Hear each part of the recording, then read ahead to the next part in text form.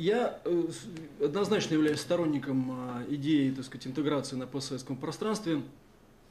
Абсолютно убежден, что в свое время, так сказать, те государства и народы, которые были объединены в составе, так сказать, Советского Союза, а ранее Российской империи, они не просто так, так сказать, волею белых царей там были собраны вместе, а для этого существовали совершенно объективные геополитические, геоэкономические и даже культурные предпосылки.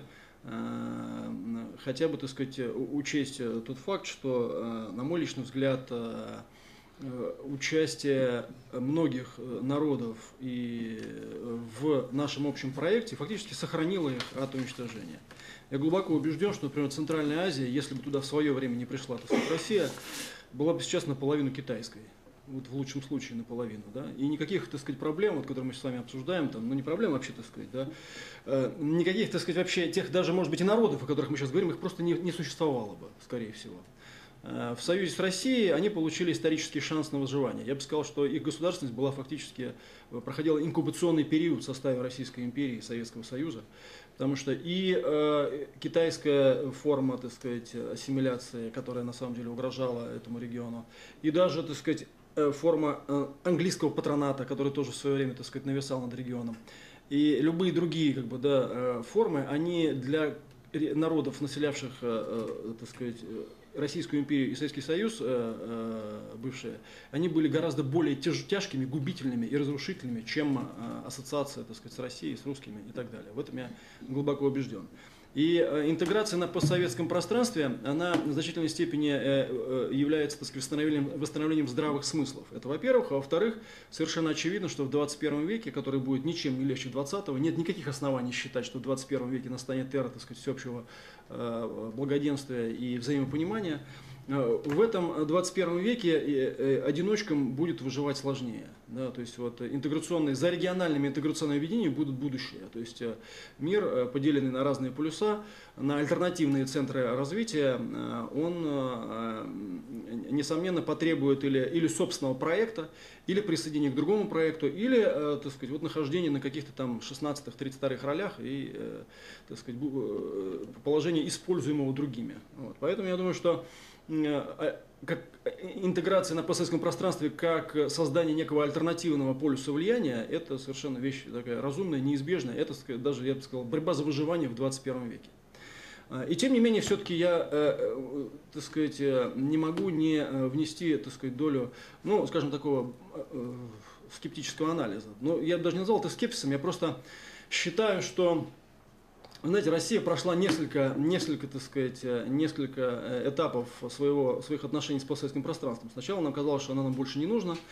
Потом мы решили, что нет, оно нам все-таки, наверное, нужно. Теперь, я считаю, настало время понять, а зачем же оно нам нужно.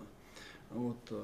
Это я говорю к тому, что да, евразийский проект важен, да, он имеет перспективы, но я считаю, что он должен быть более осмысленным, чем просто стремление автоматически восстановить, так сказать, границы бывшего Советского Союза, границы бывшей империи во что бы то ни стало. Одна из целей наших – это не наступать на те же грабли, на которые наступал Советский Союз, и не повторять тех же ошибок, которые он повторял. Да? Эти процессы должны быть более осмысленными, более рациональными, и они должны учитывать тот фактор, что если проект существует только в голове элиты, то в 21 веке, скорее всего, он обречен на провал. То есть, если он не поддерживается в той или иной степени большинством населения стран, входящих в этот проект, ничего не получится. План, находящийся в голове только у одного человека, даже если этот человек, так сказать, очень большой начальник, на самом деле, к сожалению, так сказать, большим планом и проектом, таким имеющим перспективы, не является. То есть, грубо говоря, если большинство населения стран, входящих в этот проект, будет понимать и одобрять необходимости его развития, тогда у этого проекта есть, несомненно, так сказать, будущее. Если этого не произойдет, боюсь, что механические действия по его развитию приведут только к растрате ресурсов и краху. Причем я этого боюсь. Почему? Потому что я-то лично являюсь сторонником этих идей. Нам важно не допустить второго краха, потому что он будет последним. Второй крах может стать окончательно последним, потому что тогда уже в глазах целых поколений как бы, да, это будет дискредитировано навсегда. И наши геополитические соперники нам скажут, ну что, вы попробовали? Еще раз, так сказать, получили все проблемы. Все. Вам скажут, как жить. Не надо ничего выдумывать. И опять начнется разговор, как в 80-х, 90-х, не надо выдумывать велосипеды и прочее, прочее. То есть эти процессы, они должны быть, двигаться очень осторожно, очень осмысленно и очень продуманно. В большинстве, так сказать, подходов никаких вопросов к ним не возникает. Да, конечно, развитие, так сказать, экономики является и средством, так сказать, борьбы с миграцией нелегальной, да и легальной тоже, да, сказать. Да, это, видимо, даст хорошие, так сказать, плоды в борьбе с наркотрафиком, это позволит обеспечить, так сказать, влияние в регионах, но я бы хотел, честно говоря, чтобы российская политика все-таки превратилась в что-то более, на постсоветском пространстве, что-то более продуманное, осмысленное и системное. Потому что 20 лет, которые мы прошли, мы видели огромное количество примеров, когда мы вкладывали деньги, мы помогали конкретным людям, иногда, так сказать, и помогали мы деньгами, и в итоге, в результате мы не получали ничего, вообще ничего. То есть вот это влияние, о котором мы говорим, оно должно быть овеществлено. Возможно, этот план к этому приведет, я этого не исключаю. Но это должно стоять во главе угла. Просто поддерживать тех или иных лидеров, просто вкладывать, так сказать, куда-то деньги на, так сказать, там каких-то не очень, так сказать, не очень фундаментальных основаниях, на мой взгляд, крайне рискованно. Надо 15 раз подумать перед тем, как вложить деньги туда-то и туда-то и туда-то. Раз. Во-вторых, надо иметь четкие гарантии того, как эти деньги будут работать и где будут результаты, да, так сказать. Каковы они будут и для интересов России, и для интересов этого государства, и в чем это будет выражаться, да, каков будет контроль за реализацией тех или иных проектов. То есть, на самом деле, у нас есть возможность инвестировать, есть возможность что-то делать, но нет механизмов превращения вот этого делания в реальные результаты влияния. Вот влияние, оно в чем должно выражаться и как оно будет выражаться? Это большой вопрос. Мне кажется, над этим пока российская внешняя политика не сильно задумывается. Над этим пока, так сказать, на самом деле не особенно работают. Ну, простой пример. Я считаю, что наркоугроза является одним из вот дамокловых мечей, который висит над всеми нами. И над Россией, и над Таджикистаном, и над всеми, так сказать, постсоветскими республиками. Но давайте смотреть на вещи реально. Да? Вот мне тоже приходилось бывать в том регионе, так сказать, и даже там работать. Я не буду говорить за все территории, но вот я точно знаю некоторые государства и некоторые территории, где главными смотрящими за наркотрафиком является местная исполнительная власть. Вот есть участок, главный ответственный за наркотрафик, глава местной администрации и глава местного МВД. И когда мы ведем переговоры с людьми, думая, что мы разговариваем с властями, на самом деле мы разговариваем с теми, кто и торгует этими наркотиками.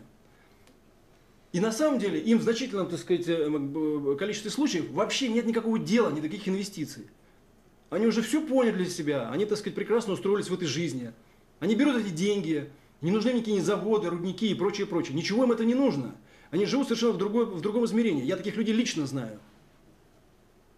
Поэтому... В отличие от российских олигархов, которые с утра до вечера строят заводы и не могут без этого жить. Нет. Ну, что касается России, я еще раз говорю, я начал с того, что считаю, что ее внешняя политика, так сказать, эти 20 лет была слабо осмысленной на постсоветском пространстве. Я как раз за то, чтобы она была более осмысленной. А внутренней политике это можно провести целую серию отдельных пресс-конференций, где я тоже, я думаю, каждый из нас скажет немало критических слов в адрес того, что происходит в России. Россия отнюдь не является идеальной моделью, как бы, да.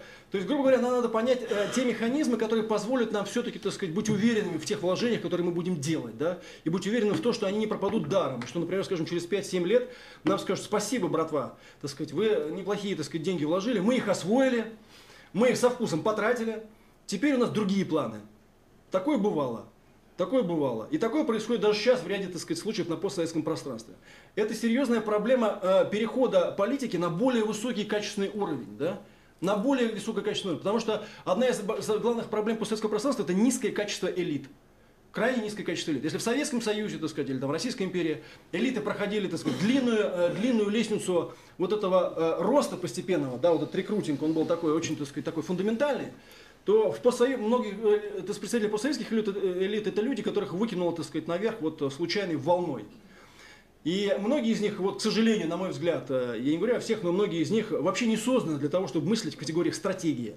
Не созданы они для этого, да? Поэтому нам важно всем понять, что выживание в 21 веке и переход на качественный новый уровень развития, он потребует перехода и к более высокому уровню ответственности за свои слова, действия, так сказать, и за свою политику, к пониманию стратегических общих интересов. И еще один крайне важный момент, на мой взгляд, это уже не о Таджикистане, о России, а вообще, да, о евразийской интеграции. Мы должны также понимать простую вещь, что если мы будем все сводить к экономике, то, скорее всего, у наших образований тоже большого слишком будущего нету. Основные центры влияния, которые на сегодня в мире работают, они являются идеологически заряженными. Они могут сколько угодно говорить, что, так сказать, главное во всем экономике. На самом деле это идеологически заряженные центры, имеющие собственные системы мировоззрения и нравственно-этических, так сказать, как бы оценок того, что происходит. И в том числе их идеологическая привлекательность является залогом успеха, так сказать, в тех или иных ситуациях. Советский Союз, как и Российская империя, тоже на самом деле имели свою собственную, так сказать, систему ценностей, и это подкрепляло их проекты. Вот вопрос к нам. А что, собственно говоря, мы будем нести Евразийским Союзом, так сказать, да, какая будет наша мировоззренческая альтернатива?